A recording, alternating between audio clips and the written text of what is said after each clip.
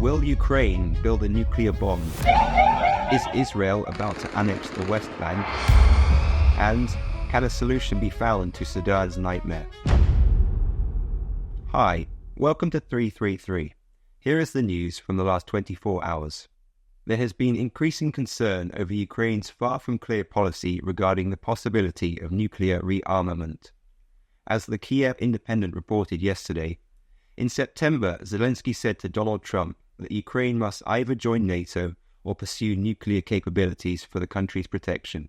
And the Times of England yesterday ran an article stating that, quote, Kiev could rapidly develop a rudimentary weapon similar to that dropped on Nagasaki in 1945, unquote. Zelensky later walked back the threat, while his government stated that it had no intention of creating a nuclear bomb and would keep to the 1994 Budapest Memorandum, Nuclear Non-Proliferation Treaty. But, with the unpredictability of the current changes taking place across the Atlantic, it is perhaps unsurprising that even the horror of nuclear exchange has reared its ugly and terrifying head.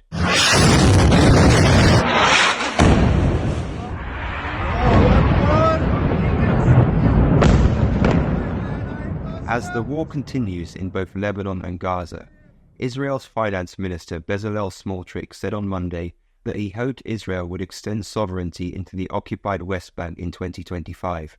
As Reuters informed on Monday, he said that he had instructed Israeli authorities to, quote, begin professional and comprehensive staff work to prepare the necessary infrastructure, unquote. The spokesperson for Palestinian President Mahmoud Abbas responded, quote, we hold the Israeli occupation authorities fully responsible for the repercussions of these dangerous policies, unquote. While Hamas itself called for immediate mobilization in the West Bank, Al-Quds, and the occupied Palestinian interior to go out into the fields and ignite the arenas of confrontation, as Telegram channel Resistance News Network put it. Both the war and the rhetoric continue to ramp up. Since the coup in 2021, the crisis in Sudan has only increased. The conflict over southern Sudan's resources of oil and fertile land has led to a war based upon religious and ethnic lines. The Arab-Muslim north in conflict with the black African Christian and animist south.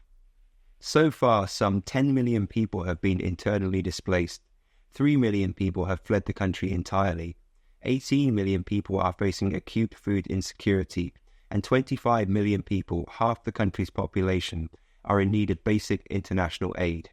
The military lines have been drawn up between the Sudanese Armed Forces, the SAF, under General al-Burhan, and the Rapid Support Forces, the RSF, under General Hemeti. The first have allies in Russia and Iran, the latter with the United Arab Emirates and Chad. However, in Cairo yesterday, Egypt's foreign minister announced new efforts to bring a ceasefire to Sudan. Only then can the unimaginable nightmare begin to be dealt with. Thank you for watching. See you again on Monday.